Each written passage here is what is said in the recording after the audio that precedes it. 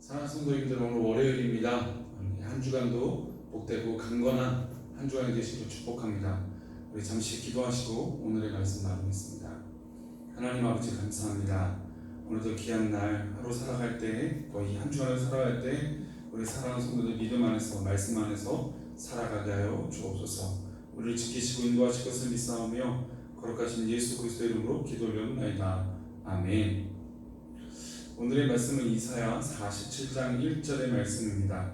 제목은 교만함의 최후라고 나온 제목으로 말씀 나누겠습니다. 이사야 47장 1절입니다.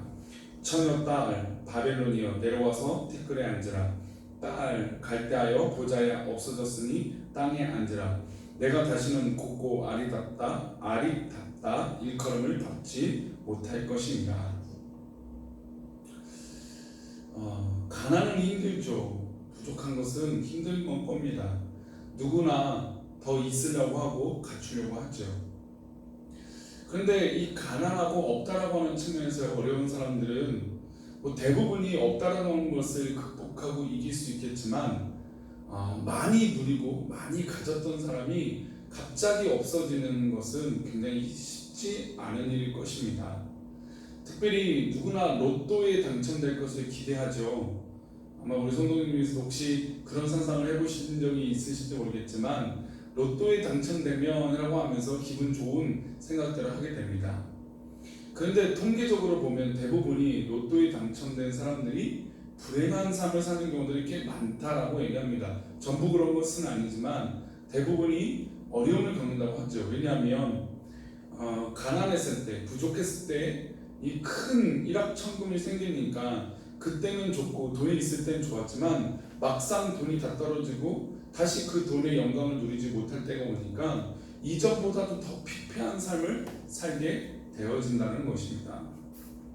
그래서 이 현실을 받아들이기보다는 물질이 풍족할 때 또 사람들이 모여들고 하루하루 막 사람들이 몰려들어서 자신의 주변에 몰려들었는데 이제 돈이 없고 어려워지니까 그 주변의 모든 관계들도 끊어지는 것을 볼 수 있습니다. 견디기 힘든 세상의 비정함이죠.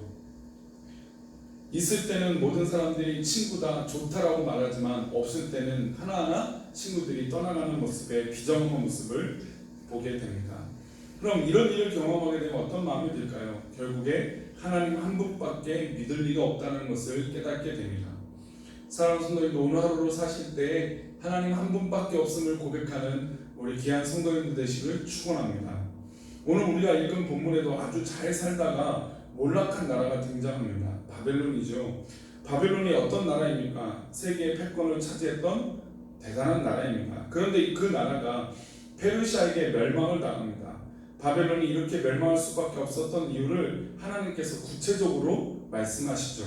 우리 1절 말씀 볼까요? 처녀 딸 바벨론이여 내려와서 티끌에 앉으라. 딸 갈대하여 보좌에 없어졌으니 땅에 앉으라. 내가 다시는 곱고 아리답다 일컬음을 받지 못할 것이니라. 내려와서 티끌에 앉으라. 보좌에 없어졌으니 땅에 앉으라고 하는 말은 바벨론으로서는 참으로 견디기 어려운 모욕이었습니다. 왜 그럴까요? 바벨론은 그 당시 전 세계의 패권을 차지했던 나라이고 모든 나라에 군림했던 나라였습니다. 모든 민족을 압제하고 그들을 끌어내렸던 민족이 바로 바벨론입니다. 그런데 이제는 티끌에 앉아야 하고 보좌가 아닌 땅에서 그들의 옛 영화를 그리워하는 고통을 경험하게 된 것입니다. 인간은 원래 흙이고 티끌이었습니다. 하나님이 인간을 흙에서부터 창조하셨는데 티끌에 앉아있는 것이 뭐가 그리 견디기 힘든 일일까요? 하지만 오랫동안 우에서 있었던 이 바벨론이 흙으로 또 티끌로 돌아가는 것은 참으로 견디기 힘든 것이었을 것입니다. 하나님은 바벨론의 전쟁을 통해서 어떤 일을 겪을지 또 설명하십니다. 2절인데요. 맷돌을 가지고 가루를 갈고 너울을 벗으며 치마를 걷어 다리를 드러내고 강을 건너라. 강을 건너게 해줄 사람이 없다라는 것입니다. 등을 내줄 사람도 없고 자신에게 힘이 되어줄 사람도 없다라는 것입니다. 바벨론이 자랑했던 유프라테스와 티그레스 강을 건너자 각자 생존을 도모해야 하는 비참한 지경에 이르렀다는 것입니다. 배를 내어주지 않고 등을 내어주지 않으니까 어떻게 될까요? 스스로 강을 건너야 됩니다. 스스로 강을 건널 때 어떻게 됩니까? 큰 위험과 죽음을 맞이할 수도 있는 것이죠. 이 나라가 이렇게 된 이유를 하나님은 그 이유에 대해서 이렇게 설명하십니다. 6절 말씀인데요.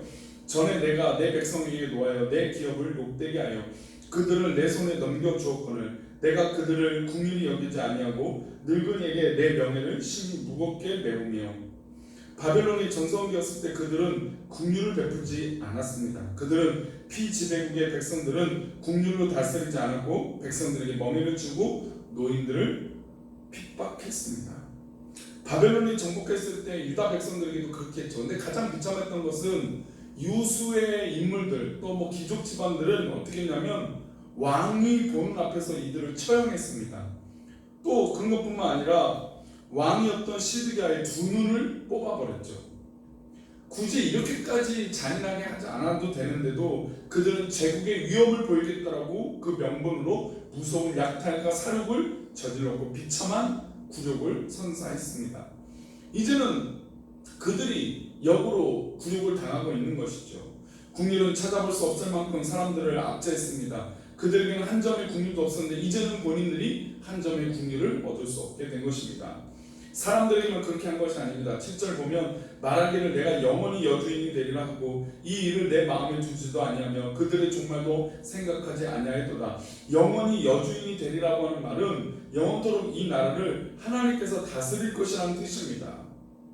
하나님을 무시했던 이들이 이제는 반대로 하나님의 다스림을 받게 되는 것이고 자신이 여주인이고 자신이 주인공으로 생각했던 이 바벨론이 이제는 하나님 앞에 지배를, 통치를 받을 수밖에 없게 된다는 것입니다. 그래서 이 교만함, 하나님의 자리를 대신하겠다고 하는 이 교만을 하나님께서는 꺾으신 것입니다. 우리 마지막으로 10절 말씀 보겠습니다.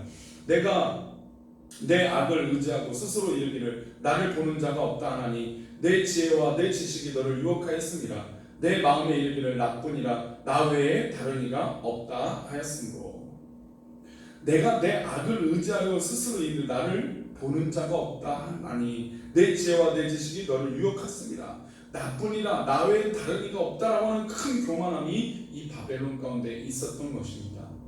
우리가 하나님과 관계가 끊어지는 가장 중요하고 핵심은 바로 교만함입니다. 교만함이 있을 때 교만함으로 인해서 하나님과 관계가 끊어지는 것이죠. 또 더불어 이 교만함 때문에 사람들 관계에서도 관계가 끊어지게 되는 것입니다. 바로 바벨론의 잘못은 이 교만함을 비롯한 관계의 문제였습니다. 위로는 하나님과 관계의 문제였고 사람들과 관계의 문제였습니다. 핍박을 잔인한 핍박을 했더니 오히려 이제는 자신들이 그런 핍박을 받게 되는 것입니다. 오늘 우리는 세상에서 많은 사람들을 만나게 될 것입니다.